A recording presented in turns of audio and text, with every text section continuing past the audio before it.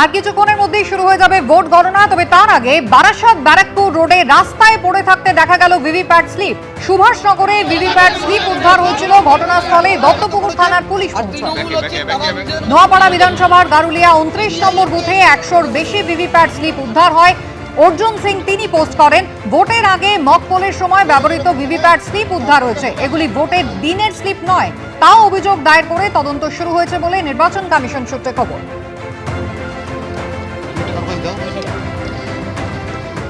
জেলার ছবি দেখায় বহরমপুর থেকে উজ্জ্বল মুখোপাধ্যায় রয়েছেন। উজ্জ্বল, নিরাপত্তার কড়াকড়ি তো অবশ্যই রয়েছে, কিন্তু বহরমপুর বললেই যার কথা বলতে হয় তিনি অধীর রঞ্জন চৌধুরী। 30 বছর পর বিধানসভার লড়াইয়ে এবার তিনি নেমেছেন।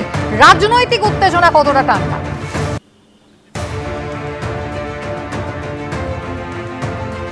দেখো, এই মুর্শিদাবাদ জেলায় অবশ্যই রাজনৈতিক উত্তেজনা আছে। আমি প্রথমে নিয়েই যাব একেবারে, আমি দেখতে পাচ্ছি হুমায়ুন কবির তিনি যাচ্ছেন। হুমায়ুন কবির তার নতুন দল, সেই নতুন দল তারা নির্বাচনে প্রতিদ্বন্দ্বিতা করবেন এবং স্বাভাবিকভাবে এবারে হুমায়ুন কবিরের কাছে একটা বড় চ্যালেঞ্জ যে তারা কতটা দাগ কাটতে পারবে। কি মনে করছেন? খুবই ভালো রেজাল্ট হবে। দেখুন না, আর কয়েক ঘন্টার অপেক্ষা, 8টায় ইডি ভোট কাউন্টিং শুরু হবে। 1 ঘন্টার মধ্যে ইডি পোস্টাল সব কমপ্লিট হয়ে যাবে।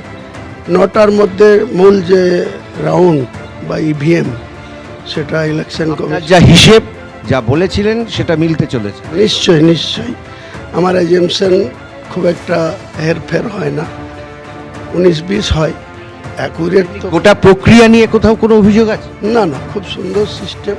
ইলেকশন কমিশন এবারের যে স্ট্রং রুম যেভাবে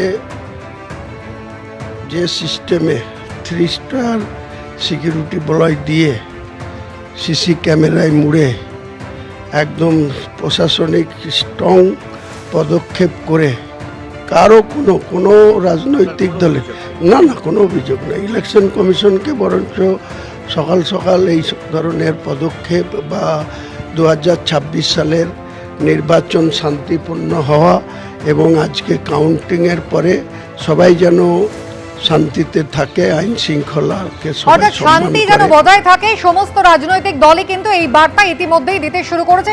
এবিপি আনন্দ, এগিয়ে থাকে, এগিয়ে রাখে।